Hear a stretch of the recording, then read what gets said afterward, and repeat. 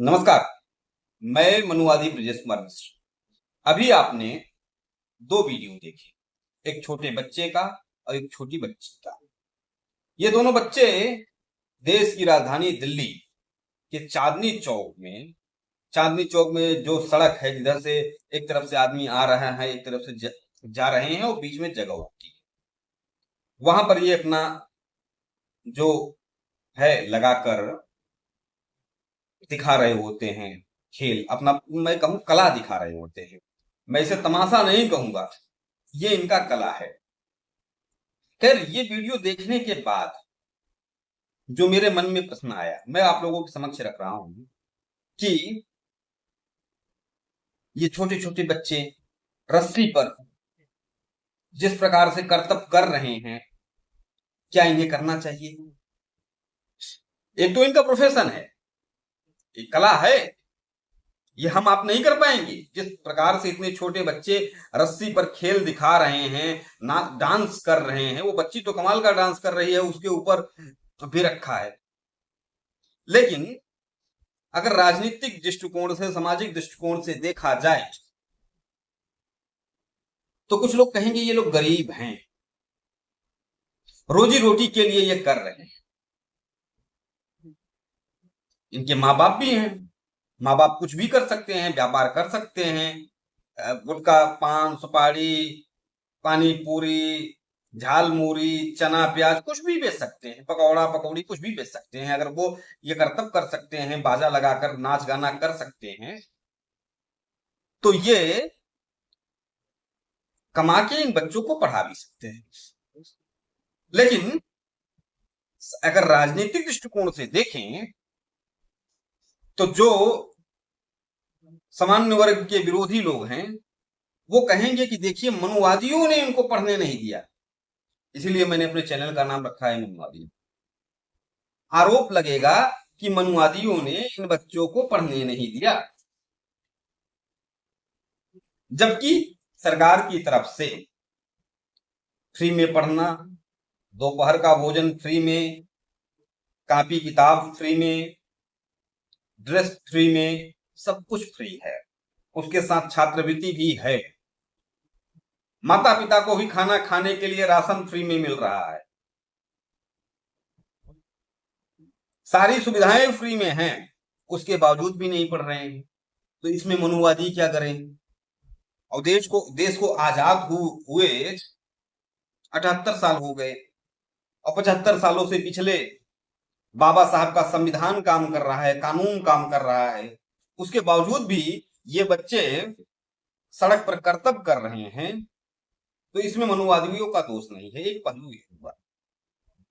दूसरा पहलू मैं इनका कहूंगा कि वास्तव में कमाल की कला है, ये आनी चाहिए, इसके साथ पढ़ना भी चाहिए।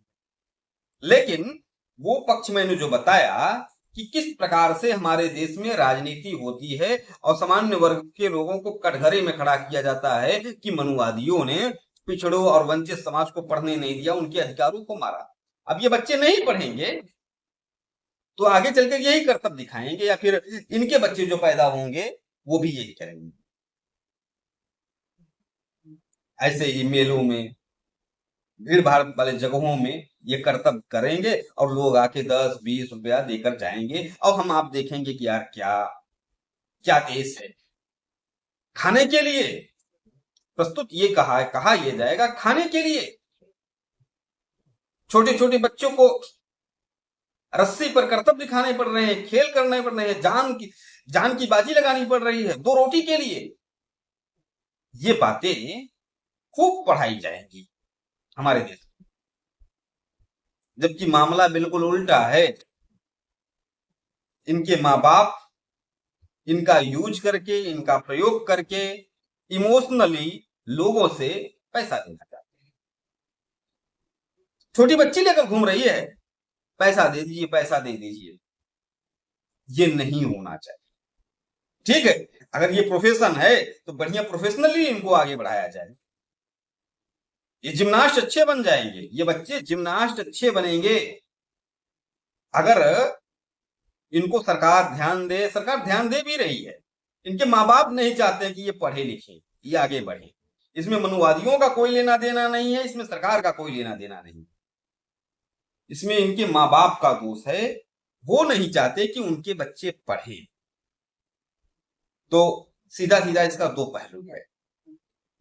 इसके पहले भी अगर जो तथाकथित दलित और पिछड़े हैं वो आगे नहीं बढ़ पाए तो उसमें किसी मनुवादी का दोष नहीं है, उसमें दोष उनके माँ बाप का है, उनके कर्मों का है, उनके अय्यासियों का है, गांजा पीने का है, दारू पीने का है। अब इससे कहेंगे देखिए पूरे पिछड़े समाज का आप क्या कहते हैं बदनाम कर रहे हैं, नहीं, रियलिटी है, ये सच्चाई है।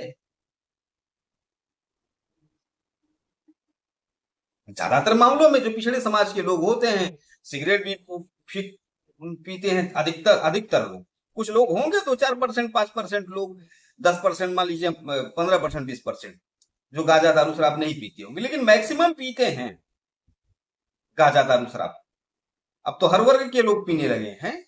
ऐसा नहीं है कि ब्राह्मण समाज के लोग, राजपूत समाज के लोग नहीं पीते, लेकिन ज्यादा कौन पीता है?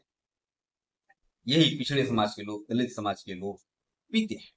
दिन भर मेहनत करेंगे और जो पाएंगे वो पहुआ की दुकान पर पी के खाली कर देंगे। हो सकता है इनके माता पिता भी, जो ये दोनों बच्चे नाच रहे हैं, इनके माता पिता भी जो ये बच्चे करतब कर रहे हैं, खेल ले रहे हैं, और जो मिलेगा पैसा उसका दारू शराब भी आएगा।